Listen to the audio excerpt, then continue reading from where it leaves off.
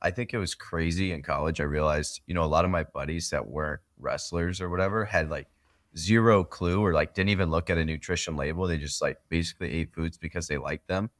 And it's like Yep. you're just having an Well, awareness of what's going on and understanding like what your baseline normally is and how much.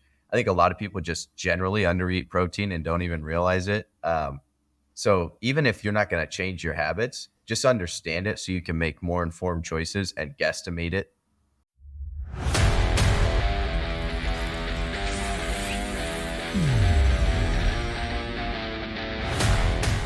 welcome to Iron Summit, where we cover topics about health, fitness, and general performance through the eyes of former elite Division I wrestlers. We're live. Let's With go. Ryan Deacon, one day post ankle surgery. Yeah. Feeling How great. are you feeling? Great. Yeah, Can't feel he's anything. nerve blocked up, Yep. ready Modern to roll. medicine's amazing, dude. Honestly, it's crazy. Like it's Can't feel anything. no, it's just a normal day. I just can't put weight on my foot. So, You guys missed it before we started. Ryan was wearing a satchel, which is his nerve block pump. He didn't want to. He didn't want to show everyone that. yo, actually, funny story. Scared the crap out of me. So I had like the pre whatever doctor's appointment, and they're like, "Yeah, you'll either get a nerve block or a nerve block catheter pump." And I'm thinking like catheter, like it's going in my Like a thing. catheter. Yeah. And I'm freaking out. I'm like, dude, I'm not doing that. And then like I get there and they explain it to me. They're like, no, it goes in like behind your knee. It's just like it'll just keep going for a couple of days. And so uh, that was good. It actually hurt a lot less to put that in than even like an IV in your hand. Like it was crazy. It didn't hurt at all. That's awesome. That is good. Modern medicine. Don't have to use painkillers. You're good to go until that thing Exactly. comes out. Boom. All right. Second thing on the docket. How about NCAAs, Max? What were your thoughts? I know we talked a little bit, but we haven't talked too much about just overall Yeah. reactions. A couple days removed. I mean, it's always a ton of fun. Uh, Non wrestling reactions is one. Kansas City's a shockingly nice town. It's Great sweet. place to have. Great place to have the NCAA tournament. They should have it there every year. I'd be fine with that. It's Absolutely. better, like way better than Tulsa or Cleveland. Like, I agree on all fronts. it's nice. It's Yeah, nice. pleasantly Some surprised. great from that perspective. Major takeaways. One, Penn State's ridiculous. They showed up and did not disappoint. Scored the record team points. I think I'd like to get to your opinion on this. I think as the all coaches who aren't affiliated with Penn State, wrestling fans, former, we should all have a meeting without Penn State and figure out how to beat them. Right now, that's what it's Keep going this to take. secret meeting. That's super Yeah, not secret. There's no way there's not a penetrate infiltrator in that meeting. yeah, that's probably true. We're gonna have to vet everyone, but yeah, no, Penn State's dominant. There was some great performances. Um, some people that really put it all together at the right time. Lucas, your boy Lucas, had a great Yeah. tournament. That was fun to watch. Shout out Tuna. Yeah, yep, he looked awesome. Um, Heavyweight's the best weight class. That's been confirmed again in my That's mind. debatable, but It's the heavyweight title, man. Started off with it at this no. tournament. It's the best. You know what though? Actually, that is crazy. I think that like over the last 5 to 10, years, heavyweight has been such a tough weight class. But like traditionally, it's like if you just look at sheer number of people, you got to go like 149 to 174 is where like the mass majority of people are. So that's got to be the toughest weight classes. But then out of nowhere, like 97 super tough this year. Heavyweight has like all these tough guys. So it is crazy the level of NCAA wrestling right now. There's so many good athletes. Every year it seems like it gets better and better. And dude, that tournament is like depressing. It's depressing. I don't know how you feel about this, but I don't know. There's so much. heartbreak. There's, 10 guys that are super happy and then a couple guys that overperformed that didn't expect to place or something that performed Yeah. and placed. Everybody else is like, there's a lot of tears you see in the back room. There's a lot of like thrown Oh yeah. headgears and it's crazy, man. It's a tough sport. It's fun to watch. It's super rewarding, but that is definitely a weird, I don't Yeah. know, weird mixed feeling out there. It is. Well, and it's like it is. We've talked about this before. The nature of college wrestling is like it all comes down to these 3 days. Yep. Yep. Doesn't matter what you did before at all.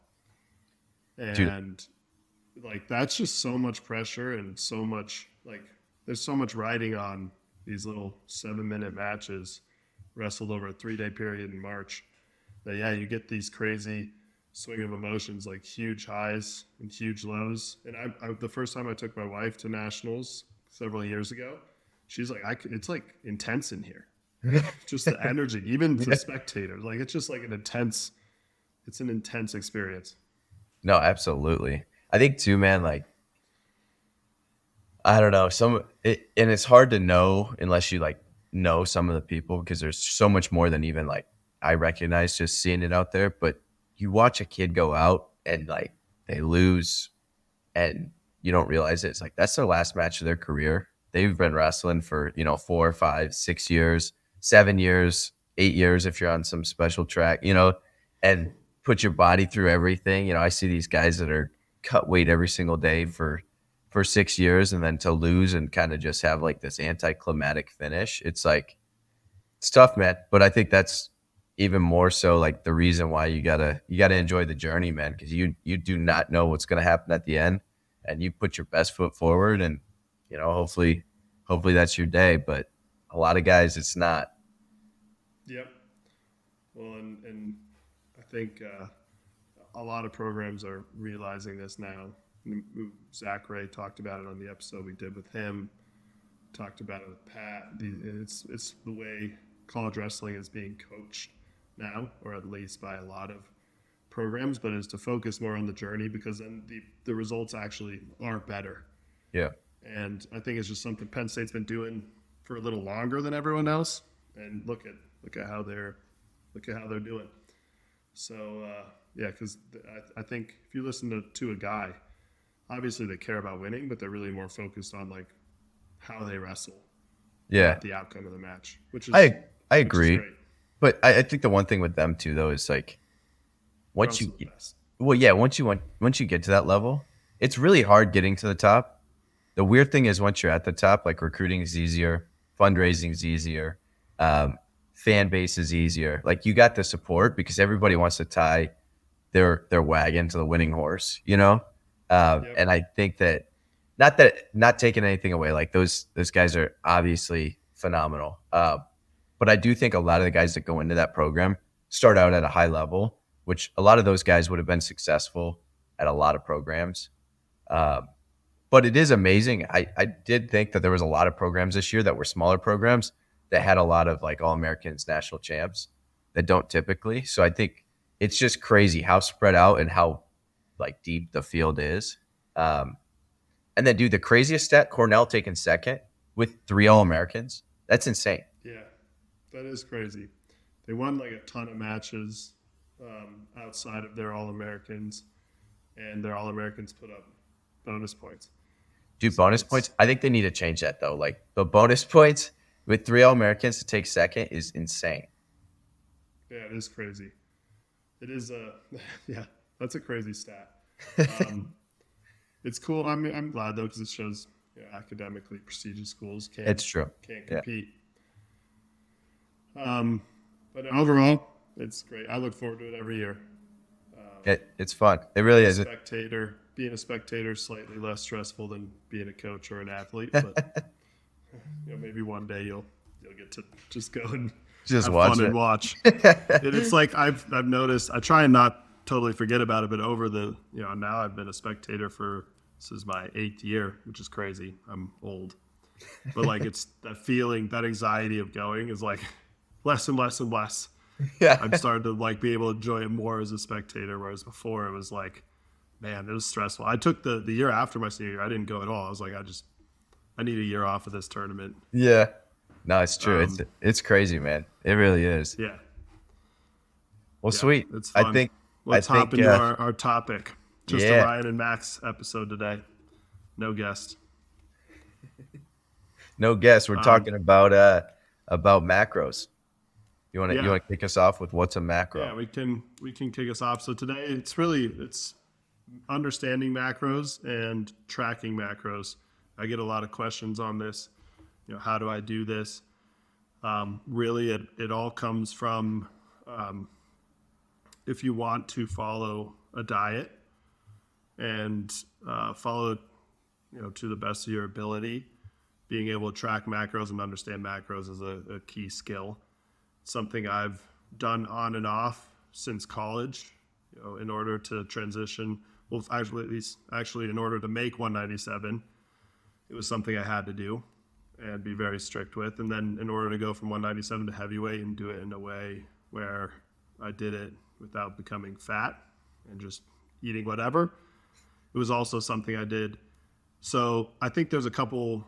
We'll talk about the pros and cons of tracking and counting your calories and your macros and understanding what it is. But really, I think overall, it can be a beneficial thing if you're looking to be that disciplined with your diet, which that's a big if. And whether or not that's healthy for all individuals can be debated, but it's definitely a good skill to have if you're going to be very strict about a diet. I think too though, like, and maybe this is an unpopular opinion, but everyone should do it for a little bit to where, and I'm not talking long periods of time, but maybe 2, 3 weeks, just to be aware of what you're eating. I think it was crazy in college. I realized, a lot of my buddies that weren't wrestlers or whatever had like zero clue or like didn't even look at a nutrition label. They just like basically ate foods because they liked them. And it's like Yep. you're just having an Well, awareness of what's going on and understanding like what your baseline normally is and how much. I think a lot of people just generally undereat protein and don't even realize it. So even if you're not going to change your habits, just understand it so you can make more informed choices and guesstimate it throughout the rest of oh, your life. yeah, I think it's valuable. you stole my point number one. That's the most important thing we can get from tracking macros is knowledge. Yeah. If you do this consistently for like let's call it a 2 month period, you're going to have a whole different understanding of what you're putting in your body than you did before. But yeah, that's I think the knowledge gained for yourself and your diet from counting your calories or tracking your macros is like that's the most beneficial piece. That being said, you can become obsessive about it and you know can't enjoy dinner with friends, and that we'll talk about the pitfalls towards the end of this episode. But I do agree, like everyone should do it at least once if you trying to actually understand what you're eating. Should we start with kind of like what is a macro Yeah. from very high level? Very high level. Our three macronutrients: proteins, carbohydrates, and fats. Um, Yep.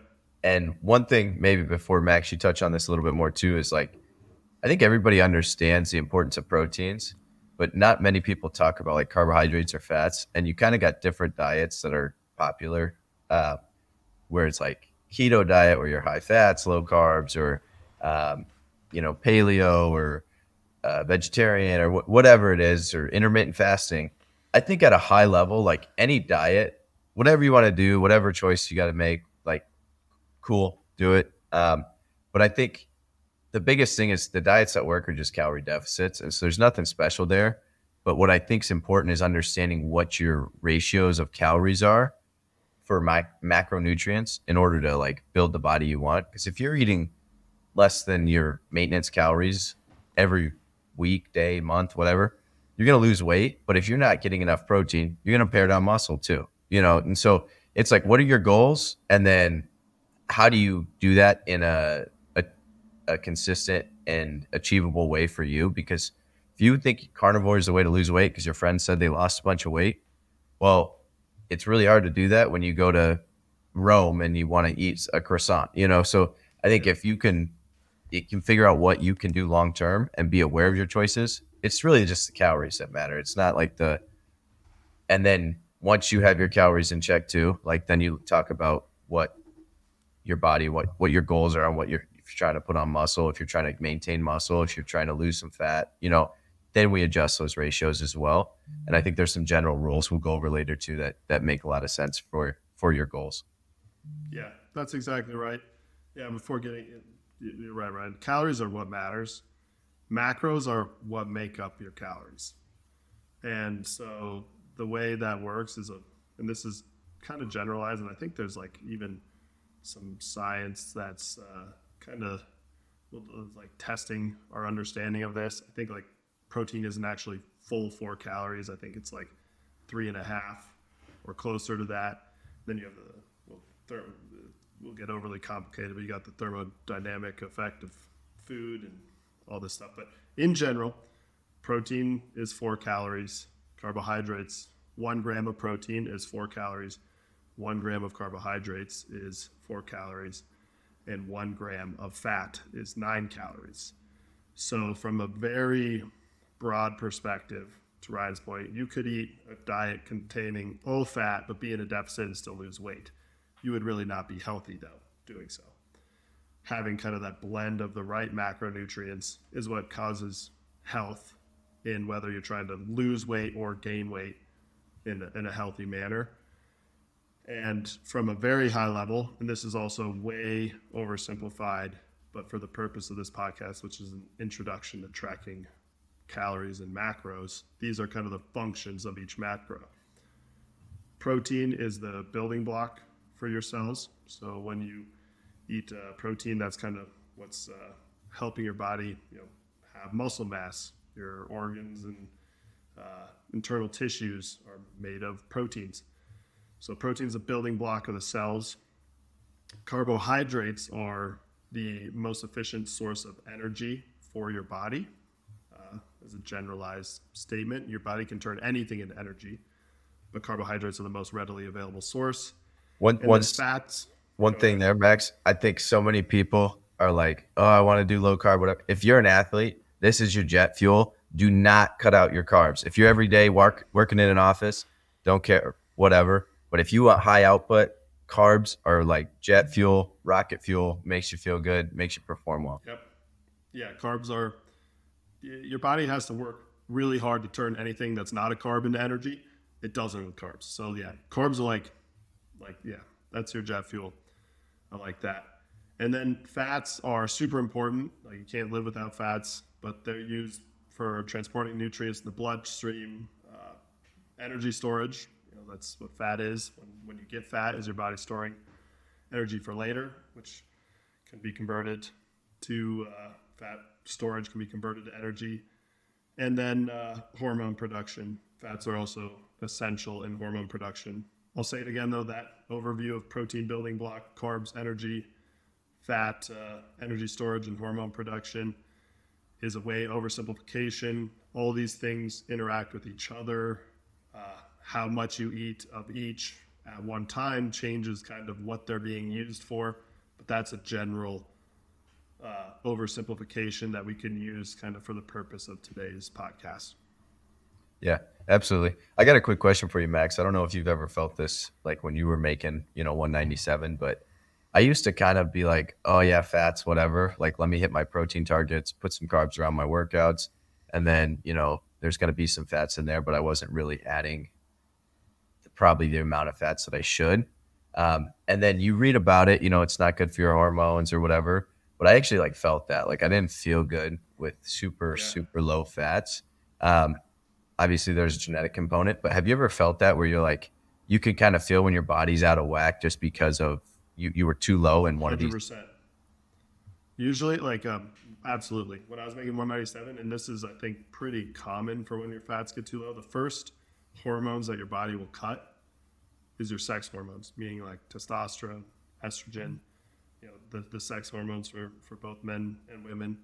So when I was making 197, like I'm sure you felt this. I mean, first thing to go, sex drive, nothing.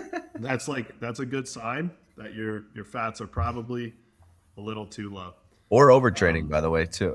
Overtraining, yeah, yeah. Well, then that's like the sex hormones are the first thing your body will cut in a stressful scenario, like cutting too much weight, overtraining, too low of fats. But I think that's one of the things I've absolutely felt that. Yeah, you got to have enough fats. I don't want to get there yet. We'll get to the kind of the recommendations, but I think the way to look at fats is there has to be a baseline level. Like you never want to go below a certain amount, Yeah. which we'll get to. Yeah. Absolutely. Um, Cool. Yeah. So the importance of tracking, you already kind of hit, Ryan, but maybe talk a little bit more about your experience on why tracking helped you understand what you were eating. yeah. I think, especially just looking more practically too, it's like before I tracked stuff, I didn't really realize where my bulk of calories were coming from. And through talking to good nutritionists in college and stuff, I think is where I really kind of started to understand this. Um, so, like, if I'm looking at my training day, and most days it's 2 a days, where you have like some kind of lift or technique or drill session in the morning and then practice in the afternoon pretty consistently. Um, and then I'm looking at like my foods. It was like I used to eat like maybe a couple eggs and a piece of toast for breakfast. And it's like, okay, you had like 150, 200 calories. And then I'm expecting you to go get a full workout in. And so I'm just starting my day at this huge caloric deficit, which wasn't ideal for training situations. And already in a sport where wrestling, where you're making weight, you are going to probably be low calories at a certain point. You got to train to fuel your body, because what ends up happening is like you start adjusting, your metabolism starts adjusting, because it's like I don't want to pare down everything to where you're eating like these such low amount of calories, you feel bad, and then your body's actually slowing its metabolism too. And so that's like kind of at a high level, I just realized like, oh, I'm not getting a lot of calories in the morning, and then I'm trying to play catch up throughout the day, and then I'm starving at night, and it's making it much harder for me. And then when I broke that up into more meals and decided like, oh, I need to wake up an hour before this, 7 o'clock lift, get some calories in, feel good for this lift, fuel up right after, and just be smarter throughout, not eating these huge meals every single time I was eating. Um, I felt a lot better. I recovered a lot better. And I think there's a lot of science too, especially if you're training for something. Uh, people used to talk a lot about like anabolic windows and whatnot. And I think you're gonna have to get a meal eventually within 3 hours of it or whatever. But it's not like a huge deal if you get something right after. If you're just training once in a day, it makes a lot more of a difference to start your recovery process immediately if you're gonna have another workout 3 to 4 hours down the road. Um, so I think it was like, let me get some calories right away, make sure I have meals planned out, and then, you know, right before, hour before, getting like 30 to 60 grams of carbs so that I feel good for that wrestling workout. And then I felt like I got more out of the workout too. And it wasn't changing my overall calories. It was just looking at, okay, if I'm eating 3,000 calories at dinner because I like basically fasted most of the day and was having these small meals, it wasn't conducive to like my training. Yeah. So for you, tracking kind of shed some light on when you were fueling, how much you were under fueling in the morning, trying to catch up in the afternoon. I think that's kind of, for you, that's what it showed. I think for me, it helped me understand, like how much when I was making 197, I had to be below this number for my body weight to stay in a range where I could water cut to make 197. It was like 2,300 calories. And then from there, I was, able to get there. And if I didn't track my calories, I would have overate that number. Absolutely, because I was hungry. Yeah. So I think what I would encourage here, and we'll get in exactly how you do this, but for everyone, before determining exactly what their caloric need is or how much of each macro, which is really the same thing, you should be eating, is to just take what you're eating in an average day and track it. We'll talk about how to track it, but track it and see kind of where you're ending up. You'll see exactly after, you do this for a week, you'll see, okay, I'm averaging X amount of protein, carbs, and fat every day, which is this many calories. I think that's a great place for people to start, rather than just having a diet and getting there. One, you can tell if you just track what you're eating for a week, 10 days, you can see, okay, here's what I'm eating, average calories per day, made up of these macros. Currently, I'm heavier than I want to be, or I'm lighter than I want to be. I want to add some more muscle, or I'm right where I want to be. This is my good baseline. But if you kind of have an understanding of where you want to go and what you're currently doing, then you can start to make adjustments. So I think that's kind of first recommendation is just track what you're eating without making any changes to what you're eating. Yeah, yeah, and weigh yourself, right? Like see what trends are over time. Because I think there's times where, especially with wrestling, I'd see like I knew I didn't eat a lot that day, and my weight was heavier than the day before. But then you weigh yourself 2 3 days out, and it's like your weight's trending down. It was just like a water retention or something that happened. Maybe you had a lot of fiber. But I also think the thing about tracking as well is I definitely made the excuse for a long time of like it's a big hassle and it's hard to track certain things. And it's like we're looking for good here. We're not looking for perfect. If you go out and eat with your friends, estimate it. Estimate it. We got the internet. You got easy apps on your phone. Like figure it out. It's pretty easy to figure stuff out. And if you're off by 200 to 300 calories, like it's whatever as long as we're understanding overall trend Yeah, lines. exactly. Over a period of time. Yeah, let's get into some of the actual functionality of it. So really there's the ways to track. Now there's several methods. There's apps, and there's food journals. I think today if you're doing a food journal, it's probably pretty manual and slow way to doing it.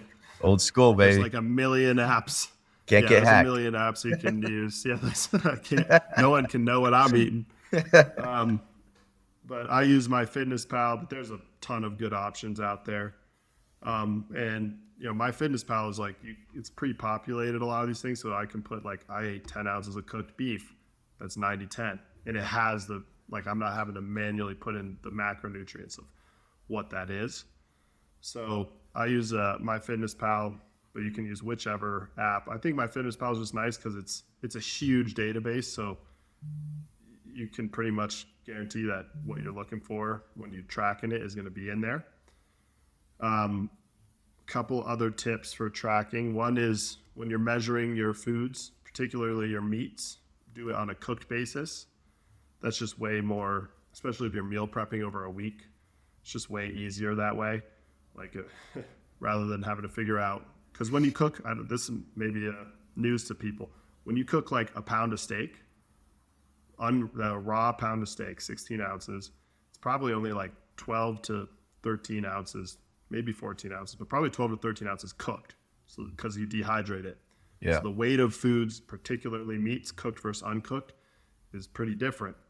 So 16 ounces of raw steak is equal to 12 ounces of cooked steak. So weigh your stuff cooked. It's in my Fitness Pal. You can type in cooked.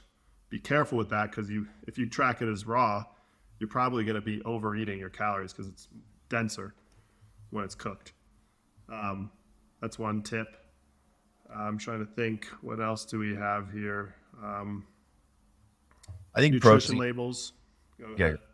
I was just gonna say, I think protein here too. It's like your protein generally, no matter what your goals are, shouldn't be changing a crazy amount.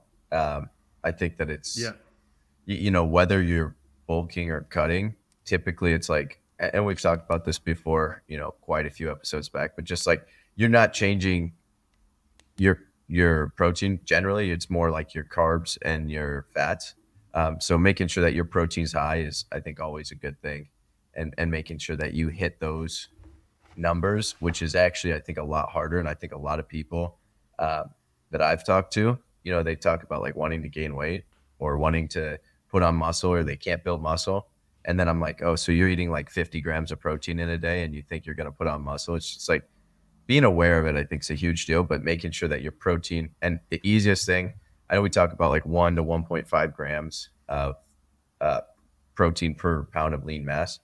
If it's too complicated for you, like if you're generally within a good weight range, 1 gram of protein per pound of body weight, super easy to follow. You don't have to do any math. It's like if you're 200 pounds, 200 grams of protein. Hit that every day. Yeah. Yep. I'd say that's right. It's maybe would if you're trying to gain weight, maybe on the low side, but it shouldn't vary much. Um, so yeah, I totally agree. Protein, prioritize protein first. Um, Track your when it's animal proteins. Do it on a cooked basis. Another key thing you're just gonna have if you're serious about tracking your macros, you're just gonna have to do it is download my Fitness Pal or a tracking app and get a food scale. Because unless something has a nutrition label, in prepackaged, which Ryan and I talk about all the time, eat whole foods. If you're eating whole foods, you're probably going to have to be weighing it. Food scales cost 15 to 30 bucks. They're amazingly easy to use. You can put your plate on it, click tear. So then you're just weighing what goes on your plate. Here's a little tip for tracking. I know what you're gonna Is say. like, yeah, like you want peanut butter or something. You're trying to, how do I weigh peanut butter? I'm not going to put peanut butter on this plate. You put the peanut butter, the jar of peanut butter, or anything you're taking something out of. This can be, want to eat this much Greek yogurt. Greek yogurt, green beans, whatever. You put the container on the food scale. You tear it. You take it out. It goes negative. Yeah. Guess what? What you took out, negative equals how much is going in your belly. So Nice. there's a good food tracking tip. You do that one, Ryan? I do. I've definitely used that before, especially even like egg whites or something. If I'm like pouring Yeah. out, or like like you said, peanut butter is a Orange good one. juice. Honey, yeah. Yeah. See, That way you don't have to put the glass on the food scale and then pour. You just put the container of orange juice and pour it out, and then whatever the negative number is. perfect. There's a good tip.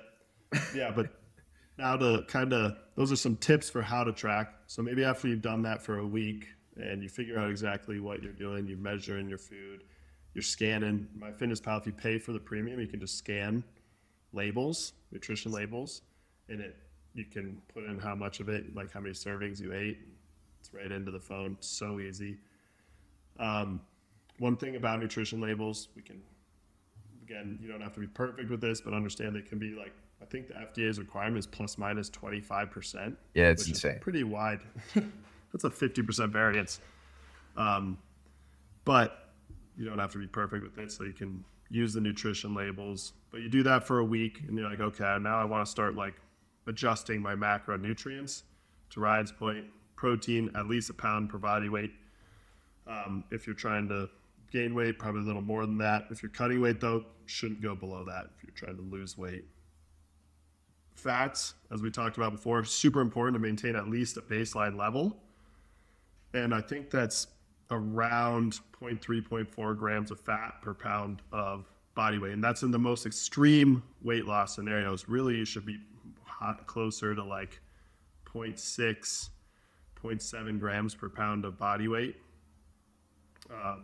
For healthy fat numbers, 0.5 is like probably a good place to start. The last one, and this is the one you can scale up and down the most and kind of use to fill the rest of the calories, right? You got your protein number. Ryan, what do you weigh? I can't tell you. This is it's light, guys. Hey, listen, 215. Yep. Yeah, okay. we're gonna have a celebratory podcast when Ryan hits 200. So we use 200 for this example. That's a little Ryan, light for me, but yeah. Ryan at some point in the future, when he's man's up, he's gonna weigh 200 pounds. Okay. Same swim shorts. That's a previous episode if you haven't listened. You don't really need to listen much. It's just Max and I wear the same size swimsuit. Anyways, continue, Max. It's a lie. You can tell by Ryan's face it's a lie. No, It's just because two people can fit into the same piece of clothing does not mean it fits the same. people usually get defensive when they're wrong about something. Yeah, which is why you're defensive. I'm chilling. All right. We're using Ryan at 200 pounds as the example. When Exactly. Ryan's a man and hits Okay. 200 pounds, Yep. you would have 200 grams of protein, around 100 grams of fat, right? That's 4 times 200, 800, plus 9 times 100 for the fat 900. calories. 900 plus 800 is, 1700. there we go, 1700. Now Ryan uses carbs to fill in the rest of those calories to say like, hey, I want to be cutting weight or gaining weight. That's a really basic way to kind of approach macronutrients and how you should be structuring it. You can get way more nuanced in there and up the protein and scale the fats and have the carbs, but that's kind of how I would structure it. And you also have to understand kind of from your tracking and how many calories you eat to hold your weight, to gain weight, to lose weight, where you should be with your carbs to kind of push that up and down. But from a very high level, that's kind of how I would approach your your macronutrient guidelines. I agree. And the other thing, Max, too, is like you never know. Like I don't know. I'd be curious to hear what you think about this. How many times have you hit your macros like precisely that you're trying to hit? Yeah, no, never. The, Honestly, it's like a plus minus 10%, and then yeah, the accuracy of tracking. This is the thing. Tracking is not a perfect science. And this is to your point, Ryan. You go out to eat. So what? Just guesstimate it. As long as you're not going out to eat 15 times in a week, right? yeah. If you're guesstimating it 3 times a week, you're going to probably be, mostly accurate. And then you're not hitting your exact macros every time. So this is tracking is not exact. And that's an important point to make. It's just helping you understand. And the biggest benefit of it, back to the point you stole from me earlier, is it's learning and getting knowledge from doing it. Hey, so just like close only counts in horseshoes, hand grenades, and macros. That's it. If you take one thing away from this, that's it. But That's don't it. use that as an excuse to go eat out 15 times in a week and be like, I'm counting my macros. Well, and No, one you're of the not. other things though, dude, too, that like I think counting macros makes you more aware of is like people, like humans, we're just naturally lazy, and so like I found myself not snacking as much because I'm like I don't want to enter. I grabbed a handful of nuts off the counter or something, You gotta and weigh them all. right, and then you like it puts a little bit of friction between you and eating to where you think about what you're eating instead of just like every time you go by the pantry, you take a handful of something. Um, because I think a lot of people are like, I don't eat that bad. It's like, okay, you eat 3 good meals, but you're snacking the whole day. Like it adds up. You ate Well, an extra this 1,000 calories this just is snacking. actually a really important point, I think, with counting is you got to be honest. Because I've definitely seen where sometimes people like skip counting the couple snacks they had. Little And then treats. you're defeating the whole purpose of tracking. Well, and also like cooking oils, right? Like I think for a long Yeah. time, I'd like put down olive oil and then I'm like, yeah, I forgot to track that. I'm like, wait, no, that's like, if you cook 3 different meals in olive oil, it's an It's like, extra yeah, 400, 30 grams 500 of, cal. yeah. So yeah, I think it keeps you honest, but be smart about it. And then if you're looking at your weight and you're like, this doesn't make sense, you're probably the one messing up your tracking or your maintenance calories is lower than what you think. Yep, exactly. Biggest mistakes, we'll get into downfalls, but biggest mistakes when tracking and like not having the results line up with what you're doing was, yeah, not counting certain things like cooking oils, like sneaky things like that. Not saying you have to be perfectly accurate either, but like try and get the essence of what you're eating when you're eating it. Don't look for like because like if you well, my fitness pal is an example, you type in New York strip steak, you can choose the one with the lowest fat that's the least calories, Yeah. but you probably should choose one that's more average, Dude, right? I conservative on my fitness pal. I'll conservative estimate. Like if I, especially like let's say you track something, somebody brings a cookie to work or something, and you eat a cookie. It's like make sure you track it a little higher than what you think it is because you have no idea what's Yeah, in it, right? And you then you could don't go have to to my fitness pal and choose a low calorie 100 like low 30 fat 30 cookie grams. option. Yeah, it's probably not that. Right. That's a great point.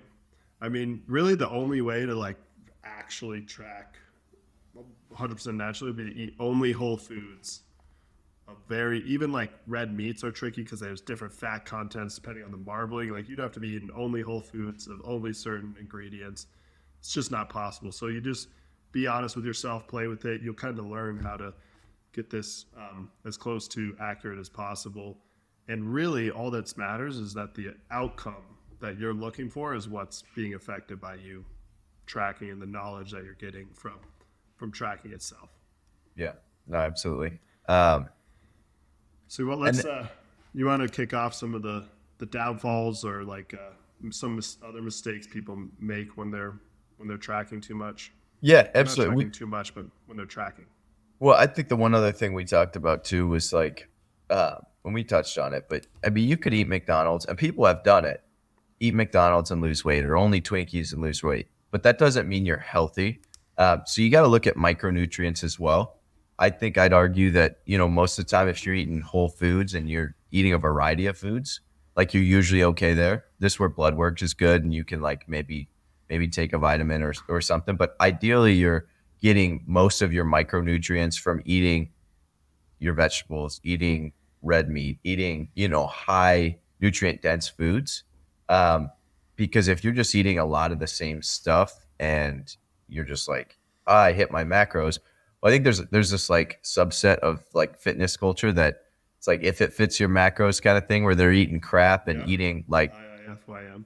yeah, and it's like these protein brownies. It's like they taste great. I'm not saying don't eat a protein brownie, but also like there's like 500 ingredients in that. Or you could have a piece of chicken that's one ingredient, and I guarantee your body like works a lot better with that protein. You feel a lot more full, and you don't have all these extra chemicals and stuff in your body. And so I think Yeah. it's important to make smart choices while you're tracking as well, and not being so overly like anxious about what you're eating where you never treat yourself. Or I had a Yeah. diet, There's a balance. yeah, absolutely. We used to have like it was called like the 80-20 rule that our nutritionists would talk about. It's It's a like great rule. 80%, and it's awesome, and I think it actually makes you long term follow a diet a lot better because 80% of the time you're eating good stuff, you're fueling your body, but also like maybe you have pizza once a week, or maybe you eat that ice cream with your friends or I something, think, yeah, and it the makes it 80/20 rules super. I think you can apply it to what you're eating. You can apply it to your tracking. yeah, Like 80% of the time, I'm dead on, and 20% of the time, it's like I'm estimating a meal out. yeah. Like, I think it's a great rule, though, for diets if you're going to follow a diet. And it actually makes you not crave stuff as much. Like everybody talks about like, oh, I like it's so hard because after a week, then it's like everything's bland and I'm craving stuff. But if you're like, this is just my lifestyle, I fuel to feel good and fuel for performance. And then like every once in a while you have some fun in there too. It's like this is Yeah. easy. The, And it the makes one it sustainable. caveat I would say with the 80/20 rule is you can't let that 20% be total asshole mode. Yeah. Because you can do 80% of damage in 20%. Yeah, it's Like you true. can offset that 80% if you're just like letting it rip for 20%. You got to still be like, you got to be like a little smart in there. Dude, I think it's My so coach, true. my coach always says, "Don't be an asshole." Yeah, I love that. That's fair. That's like the people that crush it all week and then they're like, on the weekends I don't track or I don't do anything. It's like You eat out like 6 times on the weekends. You have a have case of beer. alcohol. Yeah, Like, yeah, like it you might crushes as it. well not be tracking. Like, don't do all that work during the week to just ruin it on the weekend. Yeah. That is a thing. That's a very real thing. Yeah. No, I think that's to your point though. Like, I think what you were saying about like micronutrients and whole foods is just the mistake there would be if you're tracking is just overemphasizing macros and underemphasizing micros. Yep. You got to take care of both. IIFYM, it works from a pure gain weight, lose weight perspective. It's not a good approach if you're an athlete, you're trying to feel good. Me personally, like if I go IIFYM and eat whatever the heck and process stuff and Oreos to fill, you know what I suffers for me is my gut. It Yeah. gets wrecked. I'm have a weak gut, but that's like a direct impact for me. If I eat clean and focus on my micros and whole foods, I have a good gut. If I don't, I don't. Your kryptonite's your tummy. Yes, it's not even funny, Ryan. Your kryptonite is small legs. Mine is his tummy. Whoa, It's okay. whoa. We have the same size legs. I don't know why you keep going back to that. We will. I'll measure. Yeah, I don't care. hey, that's clip that. Anyway, Yeah. um, Moving on. yeah. I think talking Don't about overemphasize macros. Think about micros too. yeah, exactly. But also not adjusting your macros based on your progress. And I think part of this is like if you're tracking, then you understand what's going on in the trend lines of your body. Then you're able to adjust stuff as stuff changes. Just basic, like if you're way more, your body's going to take more calories to just function every day. As you lose weight, you might need to adjust your calories down because you don't burn as many calories. The other thing is like if you're eating a bunch of food and then you're not working out every day because you're having a busy week at work or you're traveling or something, maybe it's a thumbs up, Max. Thanks, man. I didn't do that. That was you. But if you're changing your activity levels, and that's another excuse I use for a long time. I'm like, why would I track my macros? My calorie burn is completely different every day. But it's general trends. We're looking for like good. Don't let good be the Yeah. or great be the enemy of good. But But if you know you have a high training day, you can generally like either estimate what you think extra calories you're going to bring it or burn, or just add a snack, add some calories. Cause you're like, listen, I'm going to be under fueled if I don't add more calories because I just Yep. ran 20 miles today. Like that's important to add some calories. Yeah. So adjust based on progress. Like when Ryan finally does weigh 200 pounds, he should eat more protein and adjust your calories and your macros to your workout load because that does change it. You consume more energy, you're working out more, you need more calories. 100%. Um, Um, I Next think topic.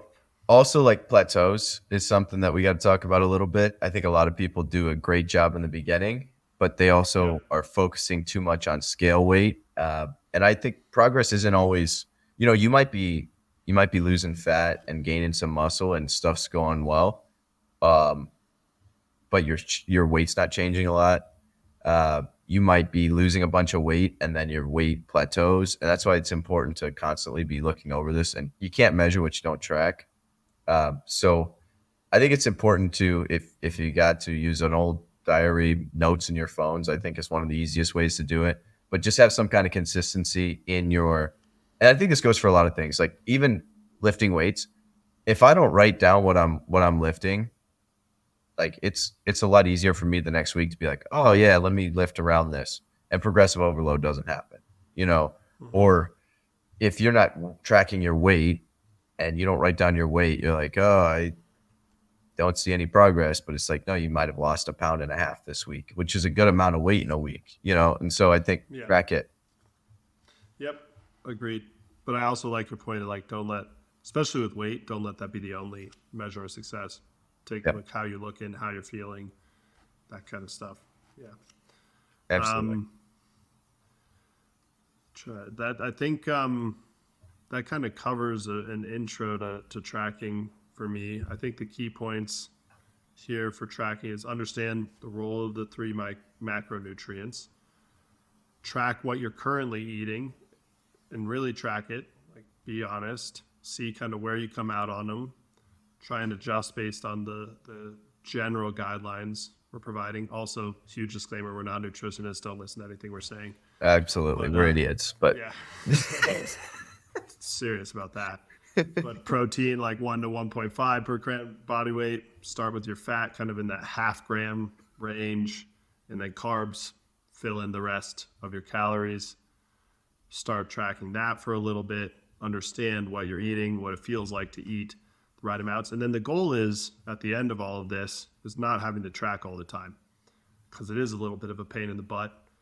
You don't want to be I mean, I am that guy most of the time, but you don't want to be the guy going out to with your friends and like estimating in MyFitnessPal what you're eating. But at the end of the day, the goal of this is you understand what you're eating. Okay, I know what 6 ounces of chicken looks like now. I know how much protein that is. It's like 40 to 50 grams. This is 6 ounces of chicken. You know, like you just start to understand what you eat. So then you don't have to track in the future. And you can kind of just understand and have knowledge and understand what you're putting in your body for fuel. yeah, 100%. This isn't forever. It's an educational thing too. And then you might dial it in weeks or months of the year when you're doing certain things. I think in the future, we'll talk more about either just specific cutting stuff and maybe some tips that we have with that and some specific bulking stuff. But uh, yeah, overall, I think it's educational, even if you don't change anything, just to understand where you're at with stuff. It's super easy to do. MyFitnessPal doesn't sponsor this, not yet, but it's a great app. And yeah, anyways, Max has small legs, and we'll see you guys next week. Yep, Ryan can talk when he hits 200 pounds. See you, everyone.